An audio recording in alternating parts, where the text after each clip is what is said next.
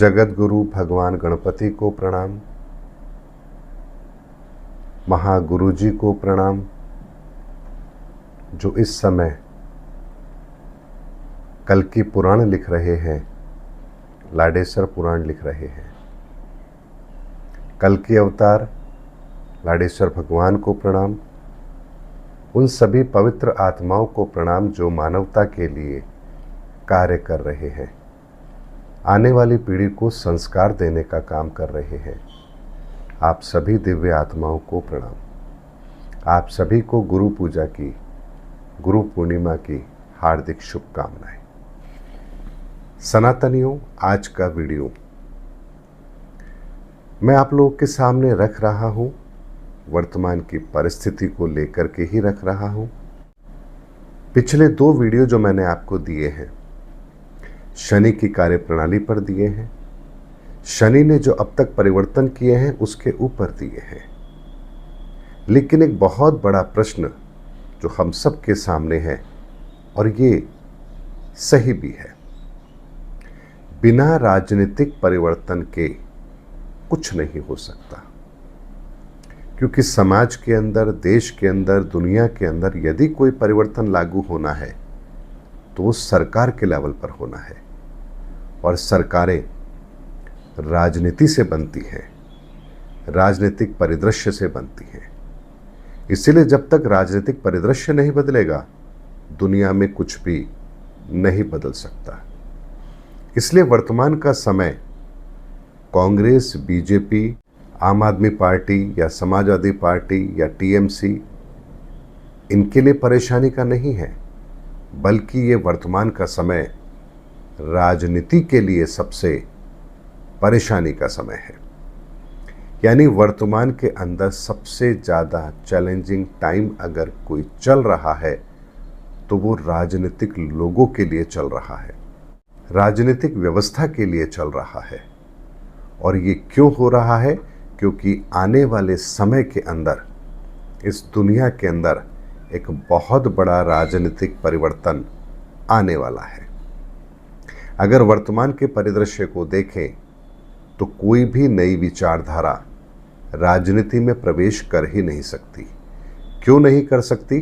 क्योंकि जो राजनीतिक दल है पूरी दुनिया के अंदर, वो पहले से ही एक आइडियोलॉजी पर काम कर रहे हैं, और इतने बरसों से काम करते आ रहे हैं।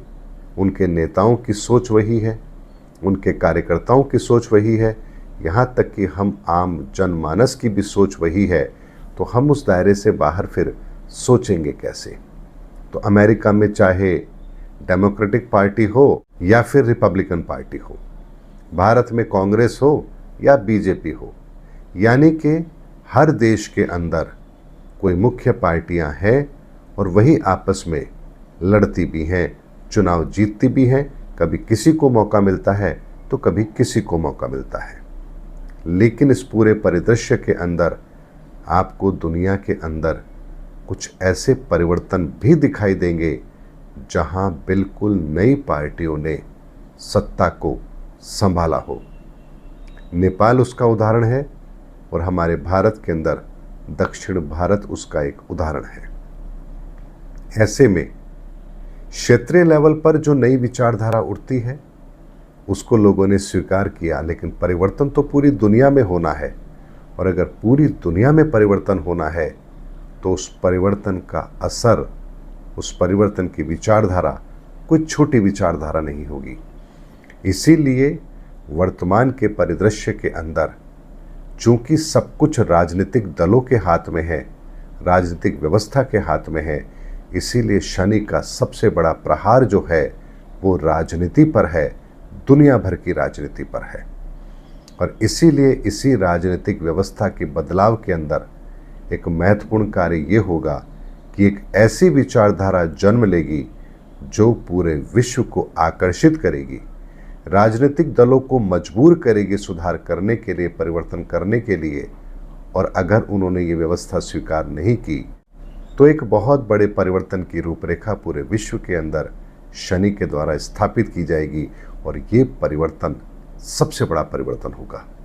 इसीलिए वर्तमान के अंदर शनि के निशाने पर जो हैं वो दुनिया की राजनीति है, क्योंकि व्यवस्था पूरी तरह से बदलने वाली है। इसीलिए जो ये जातिगत व्यवस्था है, जो पार्टीगत व्यवस्था है, इन सभी को बदल करके एक नई व्यवस्था को इस संसार के अंदर जन्म लेना है, और ये समय अब बहुत नज़दीक भी है। इसीलिए सनातनियों, परिवर्तन बहुत बड़ा है, और इस परिवर्तन को गंभीरता से समझिए और स्वयं को इस परिवर्तन को महसूस करने के लिए, इस परिवर्तन को अपने जीवन में शामिल करने के लिए तैयार कीजिए।